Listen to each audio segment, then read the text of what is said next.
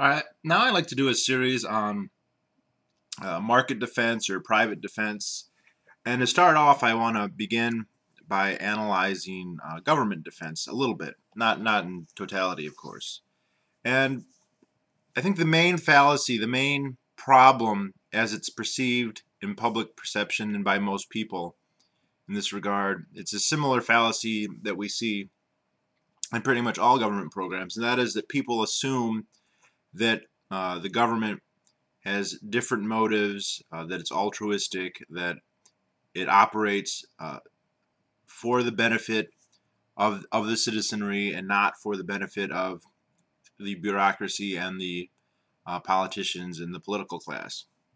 And people assume this all the time on basically every issue, and they definitely assume it even more so, I think, for defense. And so it is believed that the government is there to protect us, that that's why they exist, that they are interested in that, and that they behave in that way. And certainly the government claims this all the time.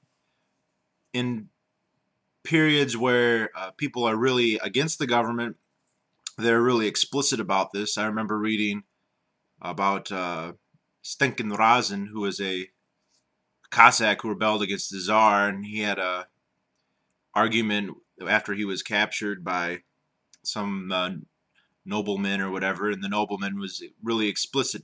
Where would you be without us defending you from the Turks? And where would you be if we were, if the Tsar and the government weren't protecting you? But typically, when people aren't being really anti-government, it's a little bit more subtle than that, and they don't explicitly, take credit. They'll just be really sacrosanct and deferential to the military and whatever. But if you look through history and you look at how militaries behave, it becomes clear that their primary motivation is not the protection of the civilian populace. It's clear that their primary motivation, their primary function, is protections of whatever interests the political class has. Now, it is true that very often the two are aligned, and so if a country is attacked and the political elites face annihilation in that way, or at least the loss of their power, they may try and resist the onslaught, and in doing so, they may inadvertently protect some of the civilian populace. So, to use Russia again as an example, the interior of Russia around Moscow, the Great Russia, has always been considered very important to whoever's ruling Russia. That without this area, they would be unable to rule the rest of the country. And so, for that reason, they expend great efforts to keep invaders out of this area. And so, if you happen to live there, there's a good chance that the Russian government will work very hard to keep enemies out of your area, because they need your slave labor there, not some competitor from Europe or Central Asia. And same might be said in the United States. If the government decides that they really need the industrial output of your city, then your city may receive protection. However, it's very clear that as a general principle, this doesn't apply. If you look, theoretically at least, say we were to get invaded, say tomorrow paratroopers from Red Dawn started landing, there's no hotline you can call and say, hey, military, Russian or Chinese or Canadian special forces have attacked my town, and I'd like you to send out Delta Force or a company of Marines to get rid of them, please.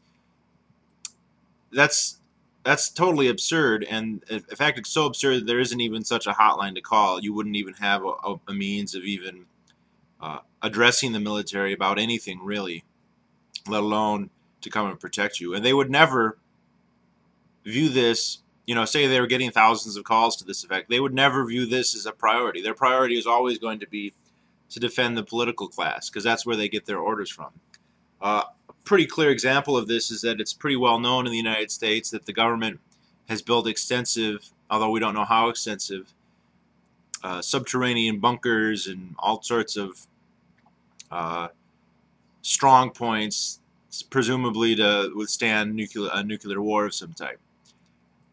We know these places are not for the American populace. And indeed, if you were to know where one was, and in the event of some kind of disaster you tried to get into one of these bunkers, you would be machine gunned. You would be killed.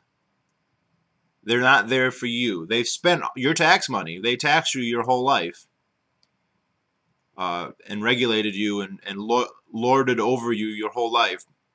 And then when you try and use the facilities that they built with the wealth that you created, they will kill you. And this is, I mean, if you just look through history, like say in the Franco-Prussian War, when the Germans invaded France, the French government didn't go, "Oh my goodness, we have all these millions and millions of French citizens and they are now being assaulted.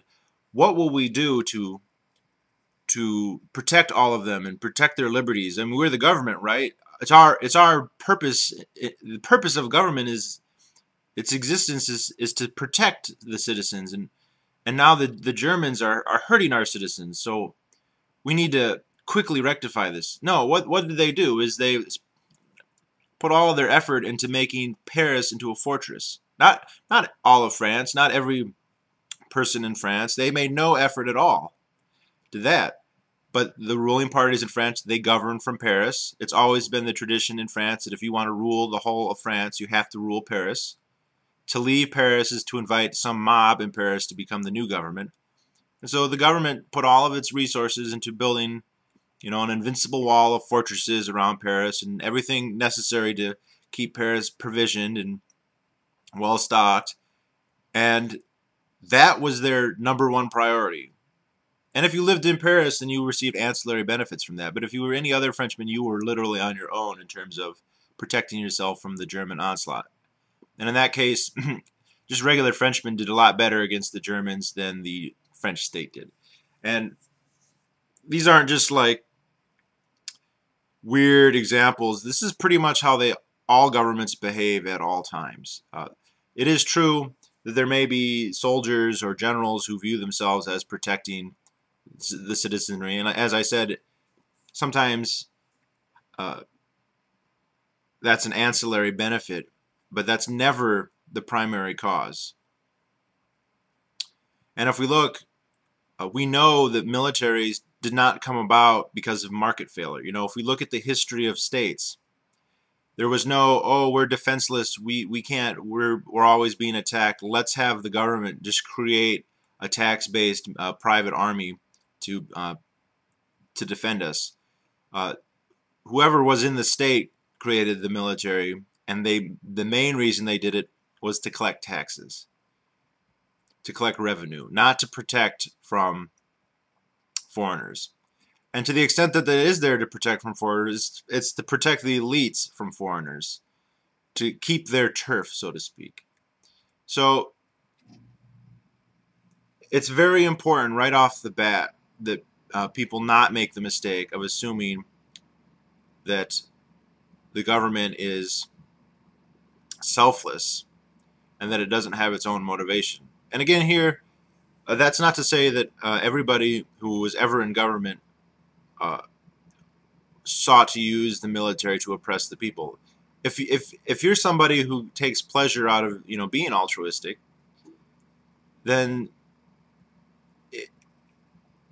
you may well try and use the apparatus of the state to that effect, and there are probably cases where this has happened, especially with monarchs. Sometimes you'll see monarchs who did actually go out of their way, even risking their own lives and even dying, because they felt that that was what they had to do. But that's like